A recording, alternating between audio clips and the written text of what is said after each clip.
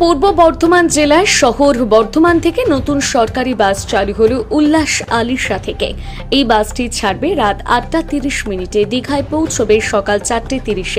আবার আসার সময় একই টাইম দীঘা থেকে ছাড়বে রাত ৮টা ৩০। বর্ধমান পৌঁছবে সকাল ৪টে ৩০।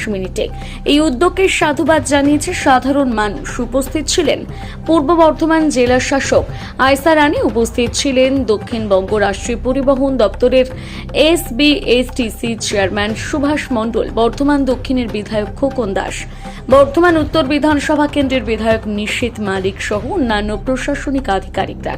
বেশ কয়েকদিন ধরে বেশ কিছু জায়গায় নতুন নতুন বাস চালু হয়েছে। মুখ্যমন্ত্রী মমতা ব্যানার্জি যবে থেকে দীঘাতে জগন্নাথ ধাম উদ্বোধন করেছেন, তবে থেকে আরো বেশি দীঘা যাবার হিড়িক বেড়েছে। আর এই সময় নতুন নতুন বাস চালু হচ্ছে, তাতে মানুষ খুশি। চেয়ারম্যান সুভাষ মণ্ডল আরও জানান, কয়েকটি বাস চালু হবে বর্ধমান জেলা থেকে, তার মধ্যে যেমন কাটুয়া ও মেমারি।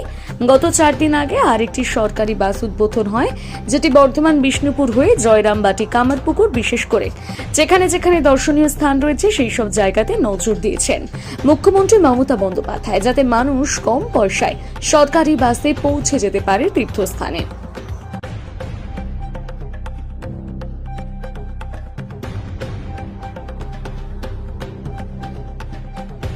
আমাদের SBSTCর পক্ষ থেকে দুটো বাস এখান থেকে নাইট সার্ভিস দীঘা পোস্টে যাচ্ছে, আর একটা বর্ধমান কৃষ্ণনগর ভাইয়া নাদনঘাট নিয়ে একটা দুটো বাসের আজকে উদ্বোধন হয়েছে।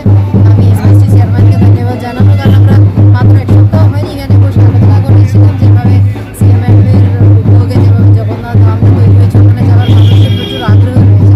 রাত্রি বাস থাকলে একটু সুবিধা আছে, যারা চাকরিজীবীদের রয়েছে, যাদের দিনের বেলা যেতে অসুবিধা হয়, তাদের একটা টাইম সেভিংয়ের ব্যাপার আছে, সেভাবে একটা বাসের আজকে উদ্বোধন হয়েছে। আমি SBSTCকে ধন্যবাদ। এগুলো আগামী দিনের পরিকল্পনা আমাদের অলরেডি কালনাতে RMCতে আমাদের যে স্টেশন আছে, ওখানে আমরা একটা স্টেশন তৈরি করার জন্য ইনফ্রাস্ট্রাকচার কাজগুলো সব রেডি হচ্ছে। বর্ধমানে কি এটা হবে? বর্ধমানে আগামী দিনে হবে।